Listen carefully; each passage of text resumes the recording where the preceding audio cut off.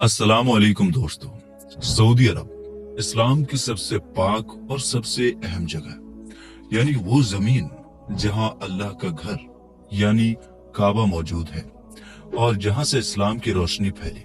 लेकिन क्या आपने कभी सोचा है कि अगर हम 1400 या 1500 साल पहले की दुनिया में झांके तो ये इलाका कैसा लगता होगा, यहाँ के लोग कैसे रहते होंगे।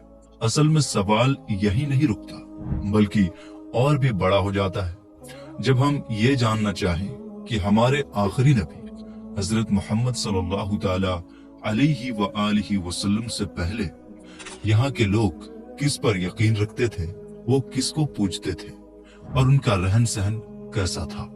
इन सारे सवालों के जवाब हमें तब मिलेंगे जब हम और भी पीछे जाएंगे, सिर्फ 1500 साल नहीं, बल्कि उस वक्त तक जब इस दुनिया में पहला इंसान भेजा गया था, यानी हजरत आदम अलैहिस्सलाम।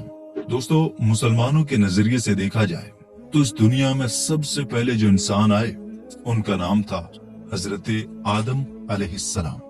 वो सिर्फ पहले इंसान ही नहीं थे, बल्कि अल्लाह के एक पैगंबर भी थे। और ये वही हजरत आदम है जिन्हें यहूदी और ईसाई मजहब में एडम के नाम से जाना जाता है। इस्लामी किताबें साफ तौर पर बताती हैं कि हजरत आदम अलैहिस्सलाम एक पैगंबर थे, तो जाहिर सी बात है वो सिर्फ एक अल्लाह की ही इबादत किया करते थे। वो एक ही रब पर यकीन रखते थे और उसी के सामने सर झुकाते थे। सिर्फ यही नहीं, उनकी औलादें भी उसी एक अल्लाह को मानती थी। वो भी उसी एक खुदा की इबादत किया करती थी जिसने इंसान को पैदा किया और सब कुछ बनाया। बल्कि अगली कई सदियों तक आदम अलैहिस्सलाम की औलादें इसी तौहीद यानी एक अल्लाह की इबादत पर कायम रही। वो उसी सच्चे दीन को फॉलो करती रही जिसकी तालीम सबसे पहले हजरत आदम अलैहिस्सलाम ने दी थी।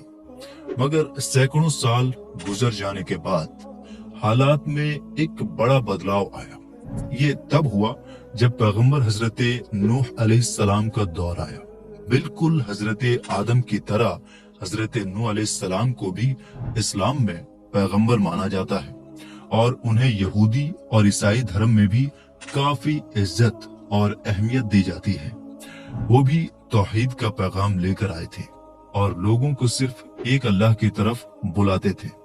याद रहे कि ये वही मशहूर पैगंबर हैं जिनके दौर में अल्लाह की तरफ से अजाब के तौर पर एक खतरनाक तूफान आया था जिसने पूरी दुनिया को हिला कर रख दिया था। और उस तूफान से अपने चंद सच्चे मानने वालों को बचाने के लिए हजरत नूह अलैहिस्सलाम ने अल्लाह के हुक्म पर एक कश्ती तैयार की थी। वही कश्ती जिसमें ईमान वाले सवार हुए और बाकी पूरी कौम पानी में डुबा दी गई। इसी तूफान और कश्ती वाले वाकये को लेकर दुनिया भर में, खासकर पश्चिमी मुल्कों में, बहुत सारी फिल्में और सीरियल्स बनाए जाते हैं। मगर हकीकत वही है जो अल्लाह ने बताई और जो कुरान में मौजूद है। मुद्दे की बात यह है कि इस्लामी नजरिया अगर देखा जाए तो तारीख में पहली बार गैर खुदा की इबादत यानी एक से ज्यादा खुदाओं को मानने का सबूत हजरत नूह अलैहिस्सलाम के दौर में ही मिलता है।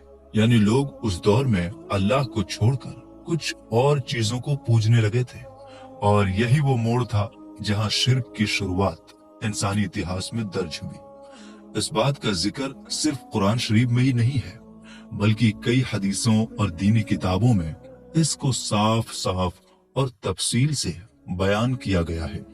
मामला कुछ यूं बयान किया जाता है कि उस दौर में कुछ ऐसे लोग हुआ करते थे जो बहुत ही नेक, सच्चे और अल्लाह वाले थे। वो लोग अपनी जिंदगी में हमेशा हक की बात करते थे और लोगों को भलाई की तरफ बुलाते थे। लेकिन जब उनका इंतकाल हो गया तो जो लोग उनके पीछे रह गए वो बहुत ज्यादा उदास रहने लगे। वो उन्हें याद करके परेशान हो जाते और उनकी याद में रोने लगते। उनके दिल में उन नेक लोगों की इतनी मोहब्बत थी कि वो उन्हें कभी भूल ही नहीं पाए। ऐसे ही हालात में शैतान ने उन लोगों के दिलों में वसवसे डालने शुरू कर दिए। उसने उन्हें मशवरा दिया कि क्यों ना तुम इन नेक लोगों की याद में उनके स्टेचू बना लो। शैतान ने कहा कि इससे तुम उन्हें याद रख पाओगे और अगली नस्लों को भी बता सकोगे कि ये कैसे अच्छे लोग थे। लोगों को ये बात ठीक लगी और उन्होंने उन नेक लोगों के स्टैचू बना लिए। शुरुआत में ये सिर्फ यादगार के तौर पर रखे गए थे। कोई इन्हें पूजता नहीं था, सिर्फ देखता था और याद करता था। मगर वक्त गुजरता गया और इन लोगों ने इन स्टैचूज को ही पूजना शुरू कर दिया। अब अगर खास तौर से बात की जाए अरब वर्ल्ड की और उसमें भी फोकस किया जाए उस खास इलाके पर जहां मक्का, मदीना और ताइफ जैसे शहर मौजूद हैं, या जहां आज सऊदी अरेबिया नाम का मुल्क बसा हुआ है, तो उस पूरे इलाके को समझने के लिए हम एक बहुत ही अहम शख्सियत पर नजर डालनी होगी और वो है पैगंबर हजरत इब्राहिम अलैहिस्सलाम। ये वही हजरत इब्राहिम है जिन्हें यहूदी और ईसाई धर्म के लोग अब्राहम के नाम से जानते और मानते हैं। इनका नाम आप हमेशा अच्छे से याद रखें, क्योंकि चाहे इस्लाम हो, यहूदियत हो या ईसाइयत, इन तीनों ही मजहब में हजरत इब्राहिम अलैहिस्सलाम को बहुत ज्यादा अहमियत दी जाती है और दी भी क्यों ना जाए, क्योंकि इन तीनों मजहबों की जो असली और पुरानी जड़ें हैं वो सीधा जाकर इन्हीं हजरत इब्राहिम अलैहिस्सलाम से मिलती हैं। मुसलमानों के लिए भी, यहूदियों और ईसाइयों के लिए भी हजरत इब्राहिम अलैहिस्सलाम एक बहुत बड़ी और मुकद्दस शख्सियत है और यही वजह है कि इनके नाम को हर दौर में इज्जत के साथ लिया जाता रहा है। इतिहास गवाही देता है कि इन तीनों ही मजहबों में जितने भी नबियों का सिलसिला बाद में जारी रहा, वो सब हजरत इब्राहिम अलैहिस्सलाम की ही औलाद में से थे। अब रही बात की हजरत इब्राहिम अलैहिस्सलाम का दौर बिल्कुल एग्जैक्टली कौन सा था, तो इसको लेकर आज तक भी कोई खास और साफ क्लैरिटी मौजूद नहीं है।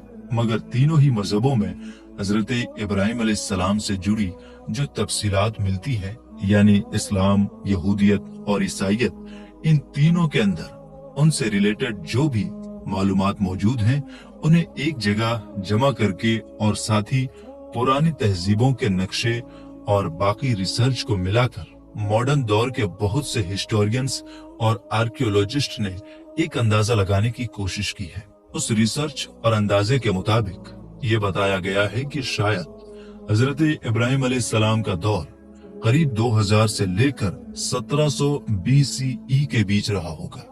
यानी अगर पैगंबर हजरत ईसा अलैहिस्सलाम को देखा जाए तो हजरत इब्राहिम उनसे तकरीबन 1700 से 2000 साल पहले के दौर में रहे होंगे और अगर आज के दौर के हिसाब से गिना जाए तो ये वक्त तकरीबन 3700 से 4000 साल पहले का बनता है।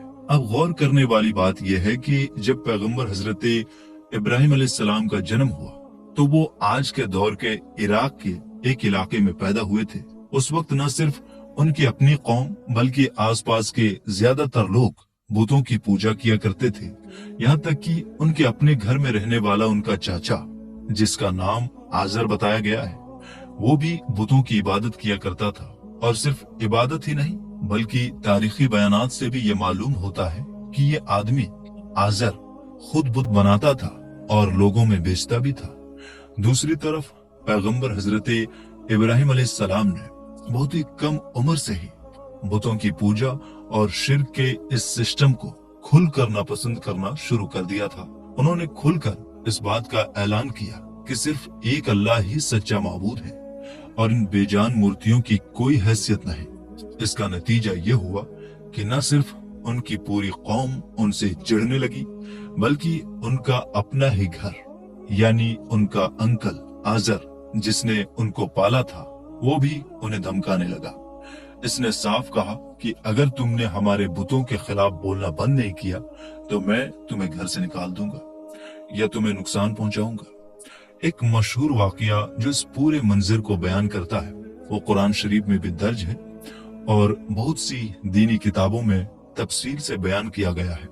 खुद इस्लामी किताबों से भी ये बात मिलती है कि जब आखिरी पैगंबर हजरत मोहम्मद मुस्तफ़ा सल्लल्लाहु ताला अलैहि व आलिहि वसल्लम का दौर आया तो उस वक्त भी काबा और उसके आसपास के इलाके में तकरीबन 360 बुत रखे हुए थे। लेकिन जैसा कि हम सब जानते हैं 630 ईस्वी का साल इतिहास में वो आखिरी वक्त था جب مکہ اور اس کے آس پاس کے علاقوں میں بت دیکھے گئے تھے، کیونکہ اسی سال مسلمانوں نے حضرت محمد صلی اللہ تعالی علیہ وآلہ وسلم کی رہنمائی میں مکہ کو فتح کر لیا تھا، اور پھر مکہ ہمیشہ کے لیے مسلمانوں کا مقدس شہر بن گیا۔ تو دوستو، امید کرتے ہیں کہ آج کی ہماری یہ ویڈیو آپ کو بے حد پسند آئی ہوگی۔ ویڈیو پسند آنے کی صورت میں لائک اور شیئر کیجئے۔ ملیں گے انشاءاللہ تعالی ایک نئی ویڈیو میں۔ السلام علیکم، اللہ حافظ۔